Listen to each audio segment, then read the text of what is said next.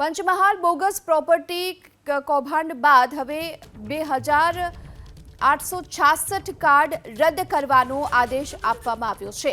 તત્કાલીન city survey superintendent DD પટેલે તેમની ફરજ દરમિયાન નિયમ વિરુદ્ધ પ્રોપર્ટી કાર્ડ કાઢી આપી કૌભાંડ આચર્યું હતું। આ કૌભાંડ બાદ સસ્પેન્શનના પગલાં લેવામાં આવ્યા અને બાદમાં પ્રોપર્ટી કાર્ડની તપાસ રાજ્ય કચેરીએ કરી પ્રોપર્ટી કાર્ડ ક્ષતિપૂર્ણ જણાતા 2866 જેટલા કાર્ડને રદ કરી દેવાયા છે અને આ સાથે જ સેટલમેન્ટ કમિશનર કચેરીએ આદેશ આપ્યો છે। કાતુલ ગામમાં સર્વે નંબર 30ની 1139 ચોરસ મીટર જમીન અંગે 2021, 22 અને 23 એમ કુલ 3 વર્ષમાં કોઈ અરજી જ નહોતી થઈ અને તેમ છતાં મેન્ટેનન્સ સર્વેયરના લોગિનમાંથી ડેટા એન્ટ્રી કરી અને પ્રોપર્ટી કાર્ડ કાઢી આપવામાં આવ્યા હતા।